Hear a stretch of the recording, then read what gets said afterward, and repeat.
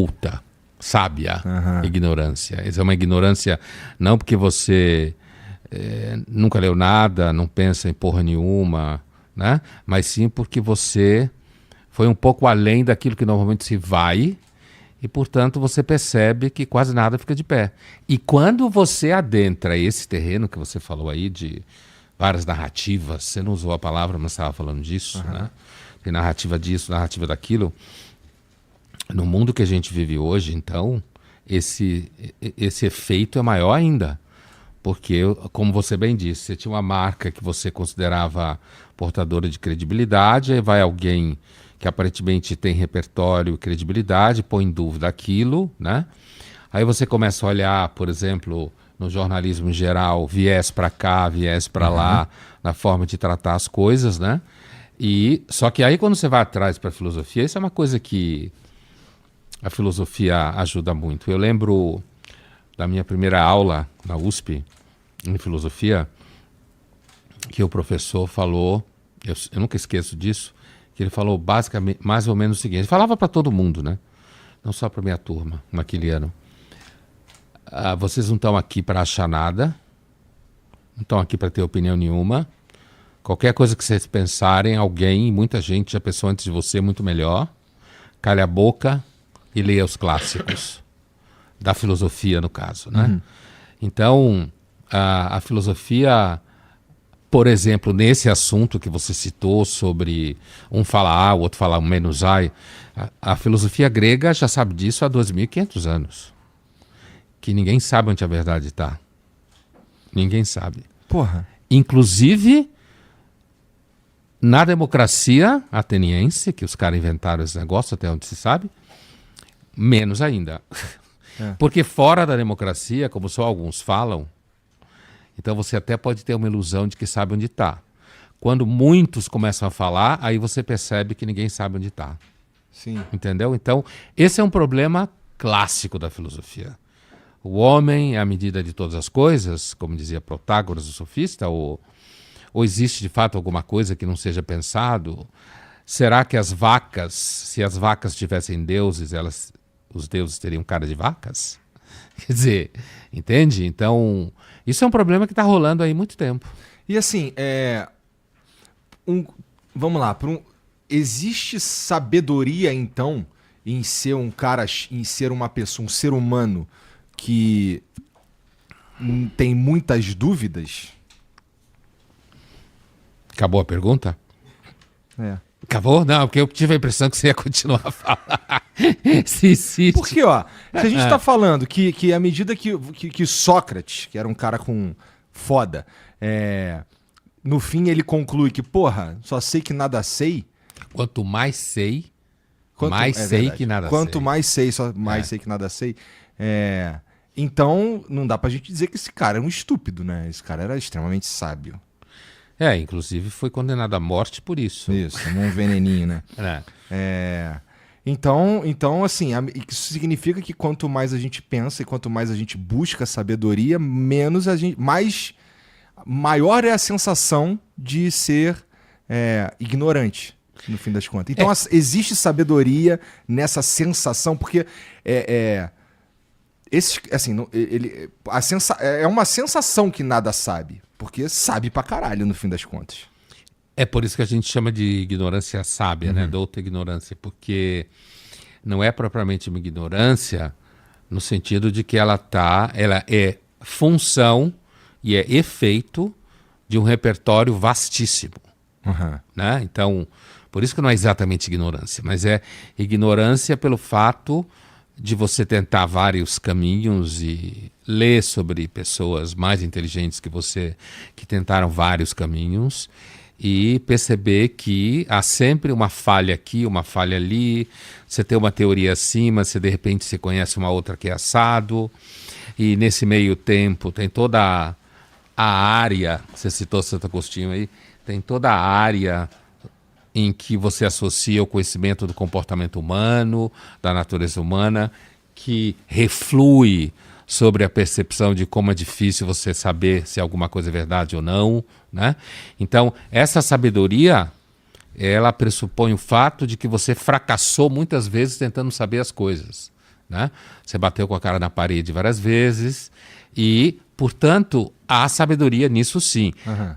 Ela pressupõe um repertório gigantesco, porque senão você não consegue fazer o percurso.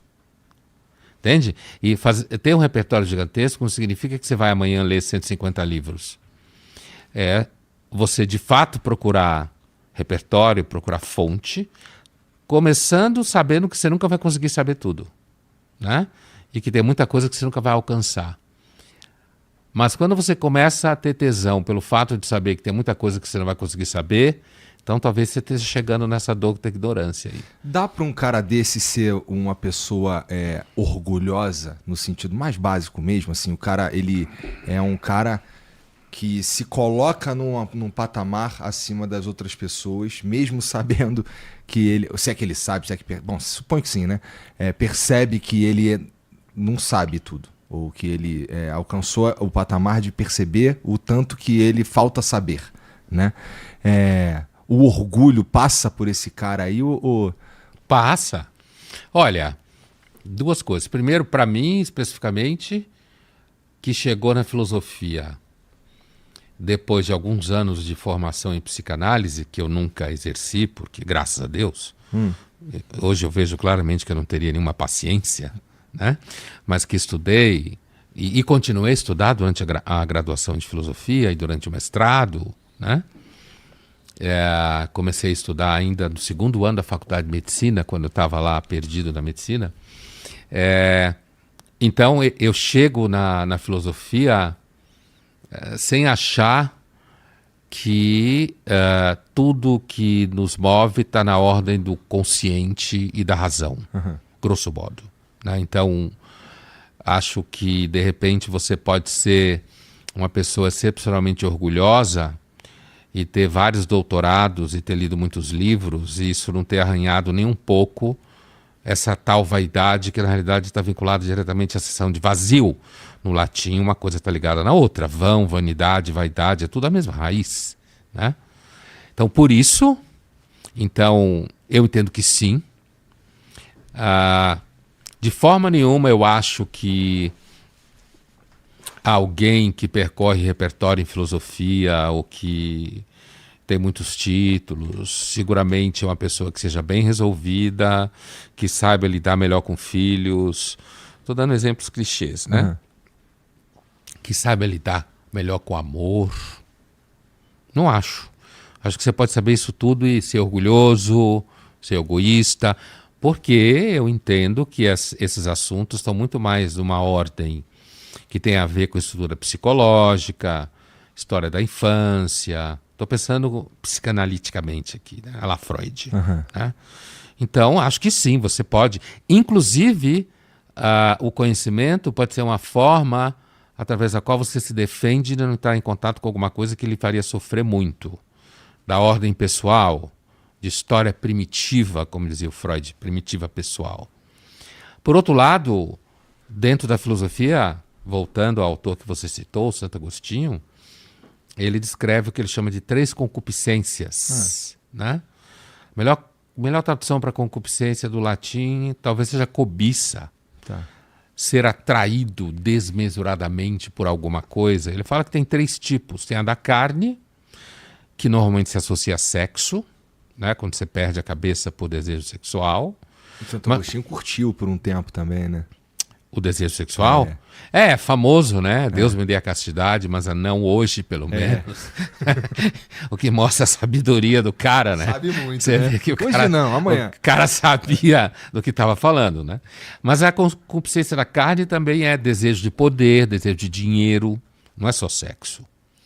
Ele fala também que tem a concupiscência do intelecto, que é essa que eu quero chegar, e ele fala também que a pior de todas é a da vontade.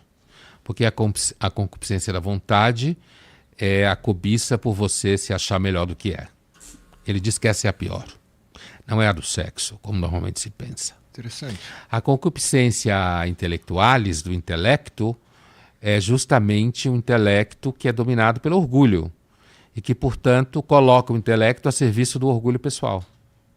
Entendeu? Entendi. Então, apesar de que muitos filósofos não pensam assim, eu posso estar completamente errado, Eu não acho que um conhecimento, um repertório constituído em filosofia que ajuda muito e faz você entender o mundo melhor, entender os vacilos, perceber a história das ideias, de como o mundo às vezes não sai do lugar, né?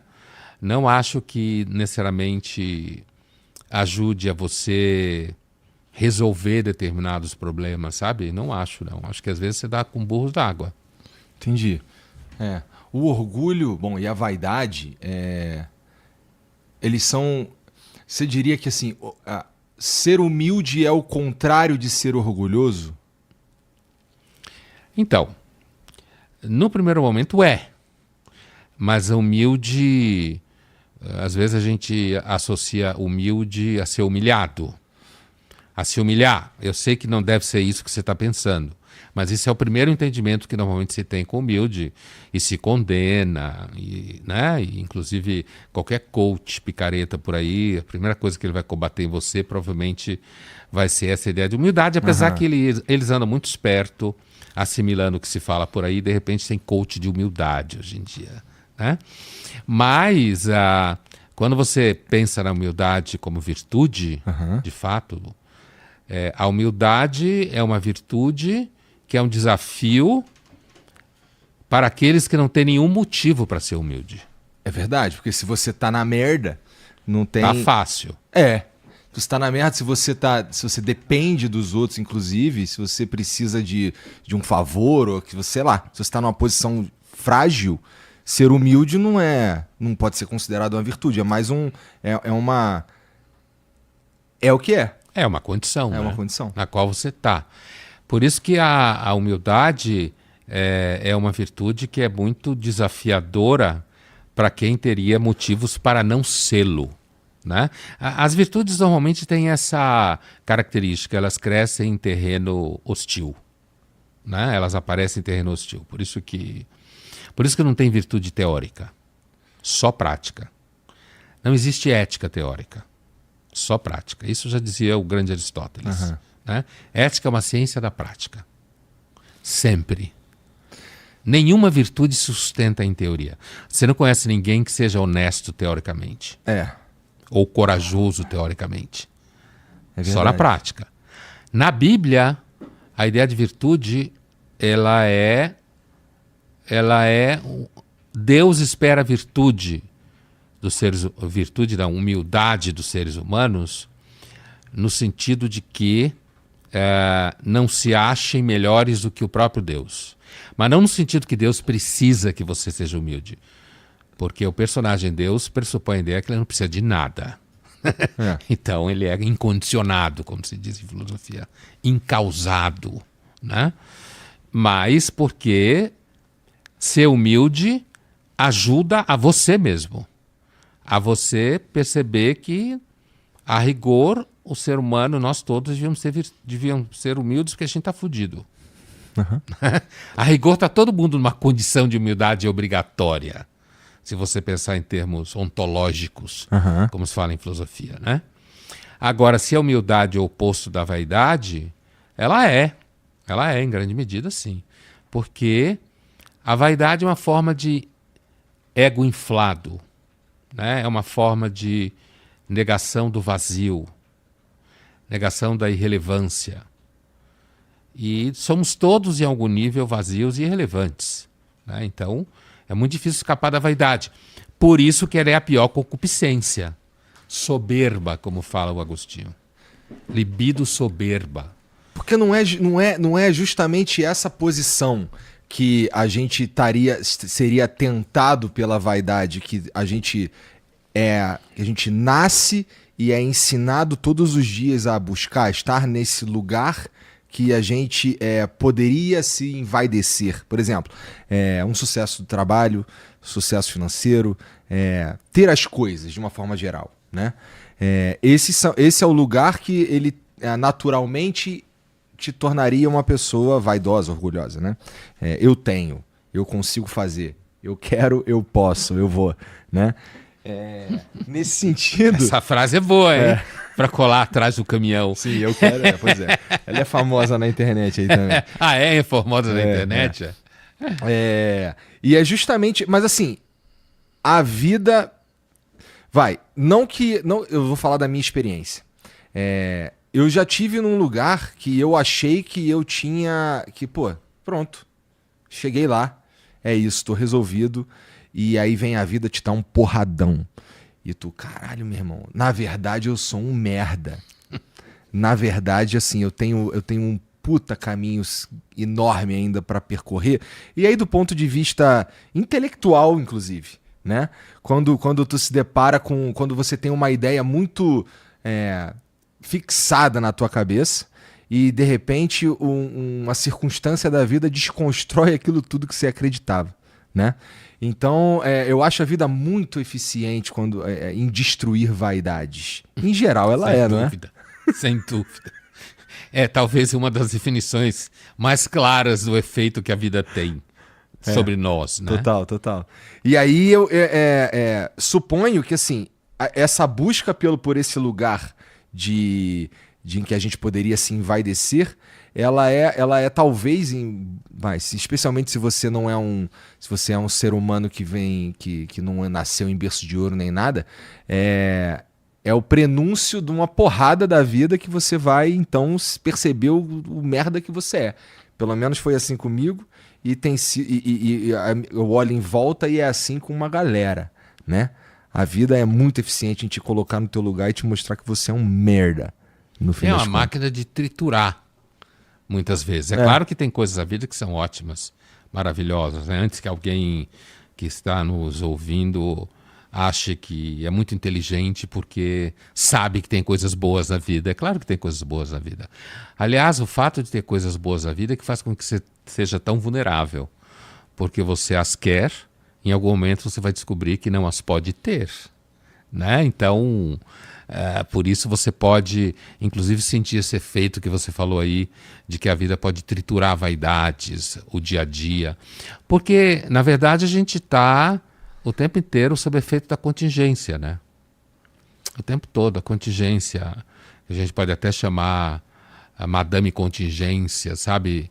Tem uma frase numa peça do Eurípides, Écuba. Écuba era a mulher do Príamo, rei de Troia, a famosa cidade de Troia. E a frase é mais ou menos assim: existirão os deuses para os quais nós oramos, ou seriam eles seres imaginários? E, na verdade, é a cega contingência que reina sobre todas as coisas. Então, assim, de novo, a dúvida sobre a existência dos deuses, ou eles serem seres imaginários, também tem 2.500 anos. É isso que acontece quando você estuda a Grécia. Você tem a impressão que ninguém teve mais nenhuma ideia desde eles. Entendeu? Sobre essas questões assim que são muito perenes, né? Como a gente chama em filosofia, constantes. São constantes, né? Tipo a constante estoica, né? Fala-se muito do estoicismo, ou seja, essa constante de você sempre, principalmente quando você tem sucesso. O estoicismo é uma filosofia, o romano principalmente, que é o mais conhecido, é uma filosofia de gente que tem sucesso, que é gente poderosa.